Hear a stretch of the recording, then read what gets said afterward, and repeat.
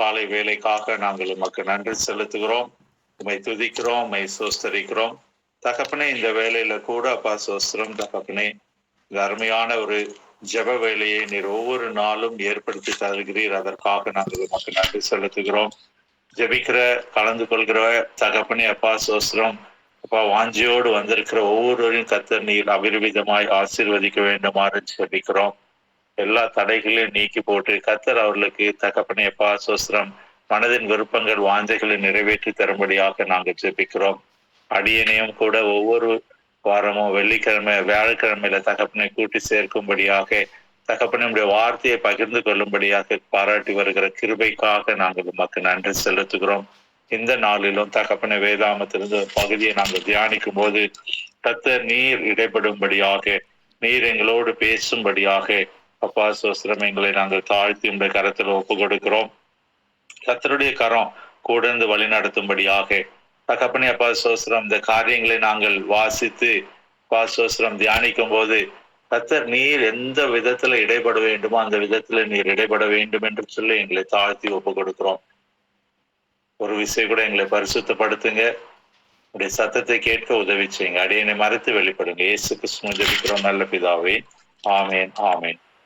கர்த்தராகிய இயேசு கிறிஸ்து நாமத்தினாலே உங்கள் அனைவருக்கும் ஒரு விஷயம் கூட அன்பின் வாழ்த்துதலை தெரிவித்துக் கொள்கிறேன். இந்த நாளில கூட நம்ம பார்த்தோம் அப்படின்னு சொன்னா, வேதாந்தத்துல தீர்க்க தரிசன புஸ்தகங்கள் இல்லையா அநேகம் உண்டு. அதுல 2 வகையாக பெரிய தீர்க்கதரிசிகள், சிறிய தீர்க்கதரிசிகள் என்று சொல்லி 2 பிரிவாக பிரித்திருக்கிறாங்க. அது நமக்கு தெரிந்த காரியம். அதுல சிறிய தீர்க்கதரிசிகள் வரிசையில நீங்க பாத்தீங்க அப்படின்னு சொன்னீங்கன்னா ஆபகூக் என்ற ஒரு தீர்க்கதரிசியை நம்ம பார்க்கிறோம். ஆபகூக் பழைய ஏற்பாட்டில பக்கம் 1083 பக்கம் 1083 ஆபகூக் என்ற ஒரு தீர்க்கதரிசியை குறித்து அந்த இடத்துல பார்க்க முடியும். இவருடைய காலகட்டம், இவர் எந்த காலகட்டத்துல அவர் தீர்க்க தரிசனம் சொன்னார் அப்படின்னு சொல்லி பார்த்தீங்க அப்படின்னா, கிறிஸ்து பிறப்பதற்கு முன்பாக 7 நூற்றாண்டுகளுக்கு முன்பாக அவர் தீர்க்க தரிசனம் உரைத்தார். 7 நூற்றாண்டுன்னா 700 வருஷம் கிட்டத்தட்ட.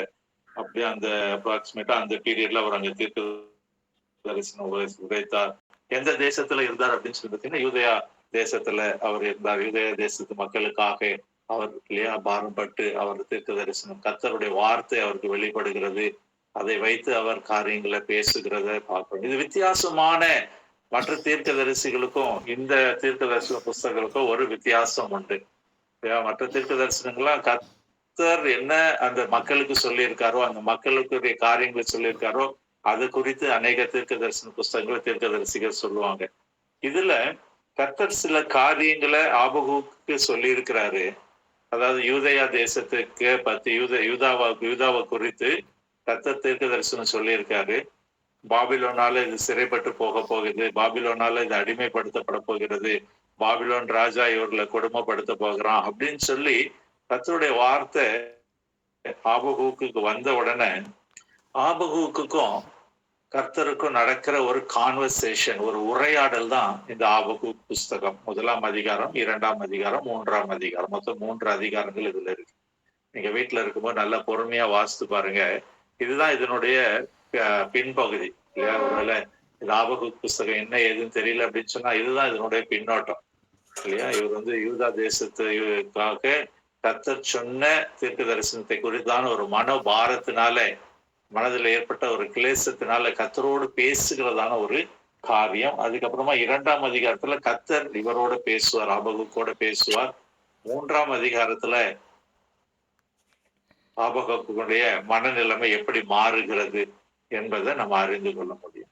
நம்ம சிறு வேகமாக ஒரு சில வசனங்களை நம்ம வாசித்து நம்ம கடந்து செல்ல இருக்கிறோம். இதுல பாத்தீங்க அப்படின்னு சொன்னா ஆபகூக் 1ஆம் அதிகாரத்துல பாத்தீங்க அப்படின்னு சொன்னா 2வது வசனத்தை நம்ம வாசிப்போம். 2வது வசனம், கர்த்தாவே, நான் எதுவரைக்கும் உம்மை நோக்கி கூப்பிடுவேன், நீர் கேளாமல் இருக்கிறீரே. கொடுமையின் நிமித்தம் நான் எதுவரைக்கும் உம்மை நோக்கி கூப்பிடுவேன், நீர் ரட்சியாமல் இருக்கிறீரே என்பதே. ஆமென். இடத்துல ஆபகூக் அந்த கான்வர்சேஷனை ஆரம்பிக்கிறார். கர்த்தர் இடத்துல பாக்குறாரு, இது பெரிய பிரச்சனை வருதுன்னு நீங்க சொல்லியிருக்கீங்களே, இது நிமித்தமா நான் உங்ககிட்ட பேசுறேனே, ஏன் இந்த பிரச்சனை, உங்களுடைய பிள்ளைகளுக்கு ஏன் இந்த பிரச்சனை அப்படின்னு சொல்லி சொல்றது தொடர்ந்து நம்ம வாசித்தோம் அப்படின்னு சொன்னா, நீர் எனக்கு அக்கிரமத்தை காண்பித்து என்னை தீவினையை பார்க்க பண்ணுகிறது என்ன? கொள்ளையும் கொடுமையும் எனக்கு எதிரே நிற்கிறது, வழக்கையும் அதாவது இவருக்கு கர்த்தர் தரிசனத்தை காமிக்கிறார். தீர்க்கதரிசனம் அவருடைய யூதா தேசத்திற்கு வரப்போகிற காரியங்களை. அப்ப இவர் கர்த்தர்கிட்ட கேட்கிற, ஏன் நீர் நேசிக்கிற ஜனமாச்சே, யூதா தேசம், யூதா மக்கள் நீர் நேசிக்கிற மக்களாச்சே, அவர்களுக்கு ஏன் இந்த பிரச்சனை, அவர்களுக்கு ஏன் நீர் இதை அனுமதிக்கணும், உம்முடைய பிள்ளைகளுக்கு நீர் இதை ஏன் அனுமதிக்கணும் அப்படின்னு சொல்லி இல்லையா அவர் அந்த இடத்துல கேட்கிற ஒரு காரியத்தை நம்ம பார்க்க முடிகிறது. அப்படியே தொடர்ந்து பார்க்கும்போது அந்த காரியங்களை அவர் சொல்லி சொல்லி கர்த்தரிடத்துல அவர் பேசுறாரு, ஏன் உங்களுடைய பிள்ளைகளுக்கு ஏன் இப்படி அப்படின்னு சொல்லி. அநேக நேரங்கள்ல இல்லையா நம்முடைய வாழ்க்கையில கூட நாம் அவருடைய பார்வையில நாம் அருமையாக இருக்கிறோம். நம்ம அவர் உள்ளங்கையிலே வரைந்து வைத்திருக்கிறார், நம்ம எல்லாம் பெயர் சொல்லி அழைத்திருக்கிறார், தாயின் கருவிலே நம்மை இல்லையா அறிந்திருக்கிறார். இருந்தாலும் சில நேரங்களில நமக்கு எதிராக சில சூழ்நிலைகள் எழும்பி வருகிறதை நாம பார்க்க முடிகிறது. பாபகு கேள்வி கேட்கிற மாதிரிதான் அநேக நேரங்கள்ல நாமளும் கேள்வி கேட்டுட்டு உட்கார்ந்துட்டு இருக்கோம். ஏன் நம்முடைய பிள்ளைகளுக்கு ஏன், நாங்க எல்லாம் ஒழுங்கா தானே இருக்கிறோம், ஜெபிக்கிறோம், வேதம் வாசிக்கிறோம், ஆலய காரியங்கள்ல சபை காரியங்கள்ல ஒழுங்காக இருக்கிறோம், பரிசுத்த ஜீவியம் சீவித்து கொண்டு இருக்கிறோம், அநேக காரியங்களை நம்ம சொல்றோம். ஆனா இந்த இடத்துல பார்க்கும்போது கர்த்தர் நேசிக்கிற பிள்ளைகள் யூதா தேசம், அவர்களுக்கு எதிராக இந்த பிரச்சனை வருகிறது. அந்த முதல் அதிகாரத்து முழுவதிலும் ஆபகுக்கு அதுதான் கேட்டுட்டே இருக்கிறாரு. நீங்க பாத்தீங்க அப்படின்னு சொன்னா 13வது வசனம் இல்லையா, 13வது வசனத்தை வாசிப்போம். தீமையை பார்க்க மாட்டாத சுத்த கண்ணனே, அநியாயத்தை நோக்கி கொண்டிருக்க மாட்டீரே, பின்னை துரோகிகளை நீர் நோக்கி கொண்டிருக்கிறது என்ன? துன்மார்க்கன் தன்னை பார்க்கிலும் நீதிமானை விழுங்கும் போது நீர் மௌனமா இருக்கிறது என்ன? இந்த இடத்துல அப்படி அவர் கேட்கிறாரு, அவரால் தாங்க முடியாத சூழ்நிலை. நம்முடைய பிள்ளைகள் இல்லையா நல்ல இருக்கிறாங்க, அவங்களுக்கு ஏன் இந்த சோதனை வரப்போகிறது, உங்களுக்கு ஏன் இந்த பிரச்சனை, ஏன் அனுமதிக்கிறீங்க அப்படின்னு சொல்லி அவர் கேட்கிறார். தீமையை பார்க்காத இல்ல சுத்தக அவருடைய பிள்ளைகள் தீமையை அனுபவிக்கிறத விரும்பாத கர்த்தர் என்று சொல்லி இந்த இடத்துல சொல்றார். கர்த்தர் அப்படிப்பட்டதான ஒரு மன இரக்கம் இருக்கிற ஒரு தெய்வம். அதுதான் இந்த இடத்துல ஆபகுக்கு மூலமாக நாம் அறிந்து கொள்கிறோம். தீமையை அவருடைய பிள்ளைகள் தீமை அனுபவிக்கிறது அவர் பார்க்க விரும்புகிற தேவன் அல்ல, அவர் நம்மை அவ்வளவாக நேசிக்கிற தேவனாக இருக்கிறார் இல்லையா. அதுதான் அந்த இடத்துல கேட்கிறார். அப்படி இருக்கும்போது இல்லையா, துரோகிகளை நீர் நோக்கி கொண்டிருக்கிறது என்ன, துன்மார்க்கன் தன்னை பார்க்கலும் நீதிமானை விழுங்கும் போது நீர் மௌனமா இருக்கிறது என்ன? பிள்ளைகளுக்கு எதிராக பிரச்சனைகள் போராட்டங்கள் வரும்போது ஏன் அமைதியாக இருக்கிறீங்க இல்லையா. இதுதான் அநேக நேரங்கள்ல நம்முடைய வாழ்க்கையில கூட ஒரு கேள்விக்குறியாக இருக்கிறது. எனக்கு பிரச்சனை, என் குடும்பத்துக்கு பிரச்சனை, என் பிள்ளைகளுக்கு எதிராக பிரச்சனை, எங்க குடும்பத்திற்கு எதிராக, இப்படி இருக்கும்போது கர்த்தர் ஏன் அமைதி காத்து கொண்டு இருக்கிறார், கர்த்தர் எதற்காக மௌனமாய் இருக்கிறார்? அநேக நேரங்கள்ல இந்த கேள்வி நமக்குள்ளாக வந்திருக்கிறதா இந்த நாளில? அப்படியான ஒரு கேள்விய ஆபகுக் யூதா ஜனத்துக்கு எதிராக கர்த்தர் தீர்க்கதரிசனத்தில் சொல்லும் போது, பாபிலோன் தேசம் வரப்போகுது, பிடிக்க போகுதுன்னு சொல்லும் போது அவர் அவருக்குள்ளாக மனத்தாங்கள் அடைந்து கேள்விகளை கேட்கிறத பார்க்கிறோம். ஏற்கனவே சொன்னது போல இது ஒரு கான்வர்சேஷன், கர்த்தருக்கும் ஆபகுக் தீர்க்கதரிசிக்கின்றதான கான்வர்சேஷன். 2ஆம் அதிகாரத்துல கர்த்தர் பேச ஆரம்பிக்கிறார் இல்லையா. 2ஆம் அதிகாரம் 2வது வசனத்துல பாருங்க, கர்த்தர் சொல்றாரு, நான் சொல்றதை நீ செய் அப்படின்னு சொல்லிட்டு கர்த்தர் பேச ஆரம்பிக்கிறார். வாசிப்போம் 2ஆம் அதிகாரம் 2ஆம் வசனம். அப்போது கர்த்தர் எனக்கு பிரதித்திரமாக, நீ தரிசனத்தை எழுதி அதை கடந்து தேடுகிறவன் வாசிக்கும்படி பலகையினாலே தீர்க்கமாய் வரை. ஆமேன். இந்த இடத்துல என்ன சொல்றாரு, அதெல்லாம் நடக்கிறது, நான் சொல்றது நீ செய் அதான் இல்லையா. இந்த காரியங்களை குறித்து நான் உனக்கு வெளிப்படுத்துவேன், நீ இதை முதல்ல நீ எழுதி எல்லாருக்கும் அறிவிக்கிற மாதிரி, என்ன பிரச்சனைன்றத, இது மாதிரி ப்ராப்ளம் வரப்போகுதுன்றத இல்லையா எழுதி வை அப்படின்னு சொல்லி அந்த இடத்துல கட்டளையை கொடுக்கறது பார்க்கிறோம். அதற்கு அடுத்ததற்கு வசனம் நம்ம அநேகருக்கு அடிக்கடி வாசிப்போம், நமக்கு தெரிந்த ஒரு வசனம் இல்லையா. யாராவது ஒரு வாசிப்போம். 3ஆம் வசனம். குறித்த காலத்துக்கு தரிசனம் இன்னும் வைக்கப்பட்டிருக்கிறது, முடிவிலே அது விளங்கும். அது பொய் சொல்லாது. அது தாமதித்தாலும் அதற்கு காத்திரு. அது நிச்சயமாய் வரும். அது தாமதிப்பதில்லை. ஆமென். இந்த வசனத்தை நம்ம அநேக நேரம் இல்லையா, அநேக நேரம் தியானித்திருப்போம், அநேக முறை வாசித்திருப்போம். நமக்கு சாதகமா இந்த வசனத்தை சொல்லி சொல்லி நம்ம ஜெபித்திருப்போம் இல்லையா. ஆனா இதனுடைய பின்புலம் என்னன்றதை இன்றைய நாள்ல நீங்கள் அறிந்து கொள்ள வேண்டும் இல்லையா. ஒரு பிரச்சனையை கர்த்தர் அனுமதிக்கிறார்.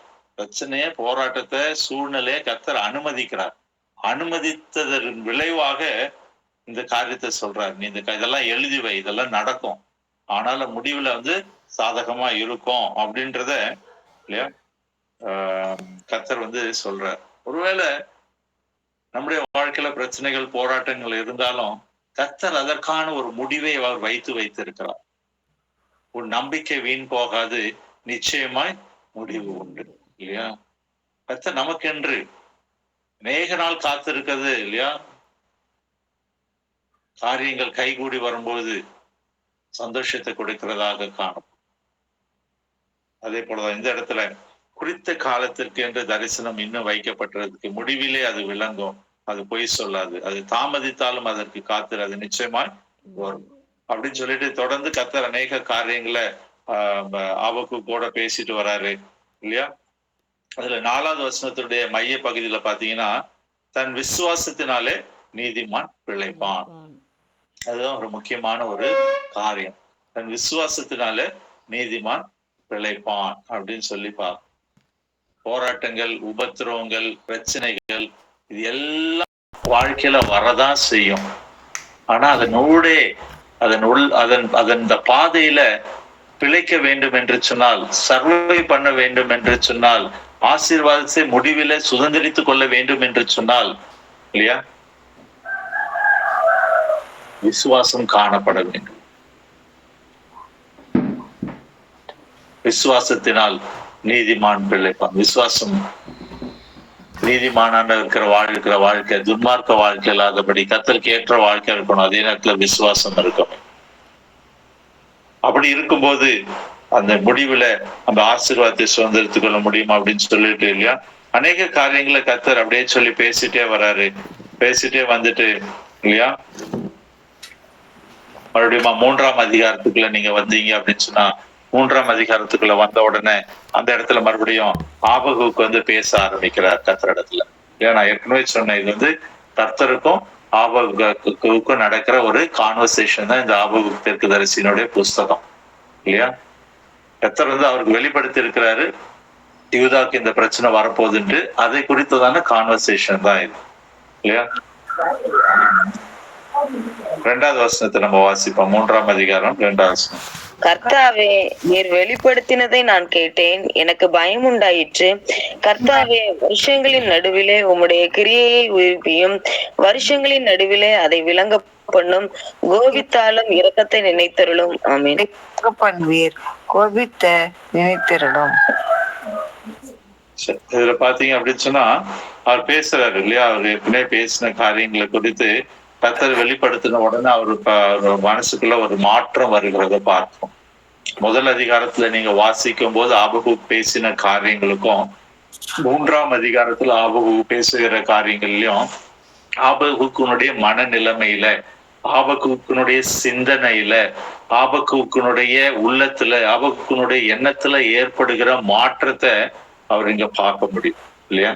அங்க ஏன் கேள்வி கேட்ட ஆபகு இந்த இடத்துல கர்த்தருடைய வார்த்தையை உள்வாங்கி அதை விசுவாசித்து அதை அறிக்கை செய்கிறவராக அந்த இடத்துல ஆபகுக்கு மாறுகிறத நம்ம பார்க்கிறோம். இதுதான் ஆவிக்குரிய உண்மையான சத்தியம். பிரச்சனைகள், போராட்டங்கள் மத்தியில நாம் கர்த்தரை தேடி வரும்போது, கர்த்தரை நோக்கி பார்க்கும் போது, சபைக்கு செல்லும் போது அங்க பிரசங்கிக்கப்படுகிற வார்த்தை, இல்லைன்னா இது போல ஜெப கூடுகையில சொல்லப்படுகிற வார்த்தை, நீங்க தனி ஜெபத்துல கர்த்தரிடத்துல ஜெபிக்கும் போது கர்த்தர் வசனங்கள் மூலமாக சொல்லப்படுகிற வார்த்தைய உள்வாங்கி அதன் மேல விசுவாசத்தை வைத்து, கர்த்தர் மேல இருக்கிற விசுவாசத்தை உயர்த்தி பிடித்து, சூழ்நிலைகளை பெருமைப்படுத்தாதபடி, சூழ்நிலைகளை மேன்மைப்படுத்தாதபடி கர்த்தரை நோக்கி பார்க்க அந்த மனப்பக்குவம், அந்த மாற்றம் நம்முடைய ஆவிக்குறியில வர வேண்டும். அல்லேலூயா. இததான் இந்த இடத்துல ஆபகுனுடைய மனநிலைமையில ஒரு அந்த மாற்றத்தை நம்ம காண முடியும். நீங்க தொடர்ந்து அந்த 3ஆம் அதிகாரத்தை நீங்க ஃபுல்லா வாசித்தீங்க அப்படின்னு சொன்னா கர்த்தருடைய இல்லையா காரியங்களை குறித்து ஆபகுக் பேசுகிற காரியம், கர்த்தர் இதெல்லாம் பொறுப்பெடுத்துப்பார், கர்த்தர் இதெல்லாம் செய்து முடிப்பார் என்று சொல்லி, கர்த்தர் இப்படியெல்லாம் இதெல்லாம் இப்படியெல்லாம் எல்லாவற்றையும் பொறுப்பெடுத்துப்பார் என்று சொல்லி அந்த இடத்துல ஆபகுக் சொல்லுகிற ஒரு காரியம். கடைசி 2 வசனத்தை நான் வாசிப்போம். 3 வசனத்தை மட்டும் நம்ம வாசிப்போம். இதுவும் நமக்கு அது நல்ல பரிச்சயமான ஒரு வசனம். ஆனா இது கொஞ்சம் ஆழ்ந்த சிந்தனை இருக்கு, ஆழ்ந்த சத்தியம் இருக்கு. இதை நீங்க இந்த நாள்ல புரிஞ்சுக்கும்படியாக, அறிந்து கொள்ளும்படியாக நான் உங்களை அழைக்கிறேன். 17வது வசனத்தை வாசிப்போம். அத்திமரம் போய்விடாமல் போனாலும், திராட்சை செடிகளில் பலம் உண்டாகாமற் போனாலும், ஒலிவ மரத்தின் பலன் அற்று போனாலும், வயல்கள் தானியத்தை விளைவியாமற் போனாலும், கிடையில் ஆட்டு மந்தைகள் முதலற்று போனாலும், தொழுவத்திலே மாடு இல்லாமற் போனாலும், நான் கர்த்தருக்குள் மகிழ்ச்சியாய் இருப்பேன், என் ரட்சிப்பின் தேவனுக்குள் களி கூறுவேன். அல்லேலூயா. இது நம்ம அடிக்கடி வாசித்திருப்போம், அடிக்கடி தியானித்திருப்போம், பாட்டா கூட நம்ம பாடுவோம் இல்லையா? இதனுடைய அர்த்தம் என்ன தெரியுமா? அத்தி மரம் துளிர் விடாமல் போனாலும், அந்த காலத்துல இது வந்து எப்பவும் அந்த காலத்துல 700 இயேசு கிறிஸ்து பிறப்பதற்கு 700 வருடங்களுக்கு முன்பாக இந்த வசனங்கள், இந்த வார்த்தைகள் எழுதப்பட்டது இல்லையா? ஆபகுக் தீர்க்கதரிசி வாழ்ந்த காலகட்டம் வந்து 7 நூற்றாண்டுகளுக்கு முன்பாக, கிபி 700 கிமு 700 நூற்றாண்டுகளுக்கு முன்பாக அவர் வாழ்ந்தார். அப்போ அந்த அத்தி மரத்துல அதனுடைய இல்லையா அத்தி பழம், அதெல்லாம் வந்து அத்தி அடை, இதெல்லாம் ஒரு முக்கியமான ஒரு பொருள். அத்தி பழத்தை அவங்க சாப்பிடுவாங்க. அத்தி அடைய வந்து என்ன பண்ணுவாங்க, அந்த இதுக்கெல்லாம் மருந்து எல்லாம் யூஸ் பண்ணுவாங்க. அது துளிர் விடாமல் போனாலும் அப்படின்னா என்ன அர்த்தம்? சாப்பாட்டுக்கே வழி இல்லாம நம்ம இப்ப இருக்கிற நம்மளுடைய லைஃப் ஸ்டைலோட கொஞ்சம் அப்படியே ஒத்து பார்த்துட்டே வாங்கல. சாப்பாட்டுக்கே வழி இல்லாமல் போனாலும், திராட்சை செடிகளில் பழம் உண்டாகாமல் போனாலும், திராட்சை பழம் அந்த காலத்துல எதுக்கு பண்ணுவாங்க? அந்த திராட்சை ரசத்தை இல்லையா, நல்ல ஒரு திராட்சை ரசத்தை உண்டாகும். அது வந்து அவங்களுடைய உணவு பழக்க வழக்கங்கள்ல அது முக்கியமான ஒரு பங்கு. சாப்பாட்டுக்குள்ள அது முக்கியமான, கல்யாண வீடுகள்ல முக்கியமா கொடுக்கிற ஒரு பொருள் இல்லையா? அது இல்லாமல் போனாலும், இப்ப இந்த நாட்கள்ல நம்ம என்ன சொல்லலாம், நம்ம முக்கியமா சாப்பாட்டுக்கு தேவையான காய்கறி வாங்குற காரியங்களோ, பருப்பு இது வாங்குற காரியங்களோ இல்லாமல் போனாலும், ஒலிவ மரத்தின் பலன் அற்று போனாலும், ஒலிவ மரம் ஒரு ஆசீர்வாதத்தை குறிக்கிறதான ஒரு காரியம் இல்லையா? அதுல இருந்து எண்ணெய் கிடைக்கும், அதுல இருந்து அநேக நல்ல பொருட்கள்லாம் கிடைக்கும். அது பலன் இது கிடைக்காம போனாலும், அப்ப நம்மளுக்கு வீட்டுக்குள்ள வர வேண்டிய வருமானம் வராம போனாலும் இல்லையா? அப்படி யோசித்து பாருங்க, அதெல்லாம் நடக்கும் இல்ல, அதெல்லாம் யோசித்து பாருங்க. வயல்களிலே தானியத்தை விளைவியாமல் போனாலும் இல்லையா, அவன் கையின் பிரயாசங்கள், அவன் வேலை செய்யறாங்க, வயல்வெளியில போயிட்டு விவசாயம் பண்ணி அந்த அறுவடெல்லாம் பண்ண வேண்டிய நேரத்துல அந்த வயல்வெளியில தானியங்கள் விளையாமல் போனாலும், நம்ம மாசம் ஃபுல்லா வேலை செஞ்சுட்டு சம்பளம் கிடைக்காமல் போனாலும் இல்லையா, இடையிலே ஆட்டு மந்தைகள் முதலற்று போனாலும் இல்லையா, நம்மளுக்கு வர வேண்டியது டெபாசிட் பண்ணிட்டு அதுக்கு பதிலா எதிர்பார்த்துட்டு உட்காந்துட்டு இருக்கோம், ஆனா இன்ட்ரெஸ்ட் கொடுக்கல, டெபாசிட் வருமா வராத தெரியாத சூழ்நிலை இருந்தாலும், தொழுவத்துல மாடுகள் இல்லாமல் போனாலும், நமக்கு இருக்கிற கொஞ்சம் நெஞ்ச சொத்து கூட இல்லாமல் போனாலும், அவர் என்ன சொல்றாரு? நான் கர்த்தருக்குள் மகிழ்ச்சியா இருப்பேன், என் ரட்சிப்பின் தேவனுக்குள் களி கூறுவேன் இல்லையா? இன்னொரு இந்த பாட்டை பாடும்போது, இந்த பகுதியை வாசிக்கும் போது இந்த பொருள் உணர்ந்தவர்களாக நம்ம இதை வாசிக்கணும், பாடணும் இல்லையா? அவ்வளவு தூரத்துக்கு நம்ம சாக்ரிஃபைஸ் பண்ணி கர்த்தருக்குள்ள மகிழ்ச்சியா இருப்போமா இல்லையா? நிறைய பேர் இருப்பீங்க, யாரையும் குறை சொல்றதுக்கு இல்ல. இது ஒரு கேள்விக்குறியாக நான் இந்த இடத்துல வைக்க விரும்புகிறேன். அநேக நேரங்கள்ல நம்ம ஆவிக்குரிய பிள்ளைகள் தான் ஒரு சின்ன பலவீனம், சின்ன பிரச்சனை, ஒரு சின்ன ஒரு பண கஷ்டம் வந்தாலே நம்முடைய ஆவிக்குரிய வாழ்க்கையில கர்த்தரை நோக்கி எத்தனை கேள்வி கேட்க ஆரம்பிக்கிறோம், எத்தனை முறை முறுமுறுக்க ஆரம்பிக்கிறோம், எத்தனை முறை பின்மாற்றத்துல போறோம். ஆனா ஆபகுக் சொல்லுகிற ஒரு காரியம், அவருக்கு கேள்விகள் இருந்தது, கஷ்டங்கள் இருந்தது, ஏன் இந்த ஆபத்து வரப்போகுதுன்ற ஒரு அங்கலாய்ப்பு இருந்தது. ஆனா கர்த்தர் வார்த்தையை கொடுத்து பலப்படுத்தினபடியினாலே, கர்த்தர் தீர்க்க தரிசன வார்த்தைகள் ஒரு நாளும் தரையில விழுந்து போகாது, அது நிறைவேறும் என்று சொல்லி உறுதிப்படுத்தினபடியினால அவருடைய மனநிலையில ஒரு மாற்றம். எதுவுமே இல்லாம போனாலும் சரி, எந்த பிரச்சனை வந்தாலும் சரி, நான் கர்த்தருக்குள் மகிழ்ச்சியா இருப்பேன், என் ரட்சிப்பின் தேவனுக்குள் களி கூறுவேன். அல்லேலூயா. கர்த்தர் இந்த நாளில அப்படியான ஒரு மாற்றத்தை அவர் நம்மிடத்துல எதிர்பார்க்கிறார். எல்லாம் இருக்கும்போது அல்லேலூயா கர்த்தருக்கு சோஸ்திரம் சொல்லி கர்த்தரை துதிக்கிறது, ஆசீர்வாதிக்கிறது, கர்த்தருக்கு நன்றி செலுத்துறது, அது பெரிய ஆவிக்குரிய வாழ்க்கையே கிடையாதுங்க. எதுவுமே இல்லாத சூழ்நிலையில கர்த்தருக்குள்ள நிலைத்திருந்து கர்த்தரில மகிழ்ச்சியா இருக்க வேண்டும் இல்லையா? அப்படி இருக்கும்போது கர்த்தர் என்ன செய்யறாராம்? 19வது வசனத்தை நீங்க பாருங்க, வாசிப்போம். 19வது வசனம். ஆண்டவராகிய கர்த்தர் என் பலன், அவர் என் கால்களை மான் கால்களை போலாக்கி உயரமான ஸ்தலங்களில் என்னை நடக்க பண்ணுவார். என்ன பண்றாராம்? அப்படி நம்ம உறுதியா இருக்கும்போது, சூழ்நிலைகள் நமக்கு எதிர்மறையாக இருக்கும்போது, நாம் உறுதியாய் கர்த்தருடைய வார்த்தையை பிடித்து கொண்டு இருக்கும்போது அவர் என்ன சொல்றாராம்?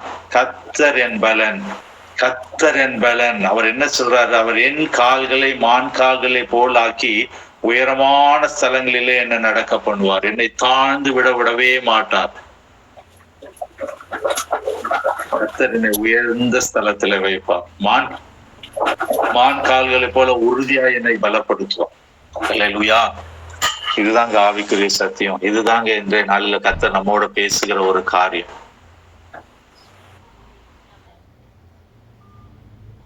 சூழ்நிலைகள் எதிர்மறையாக இருந்தாலும் சரி, பிரச்சனைகள் போராட்டம் நமக்கு எதிராக வந்தாலும் சரி, கர்த்தருடைய வார்த்தை ஒரு நாளும் பொய்யாகாது.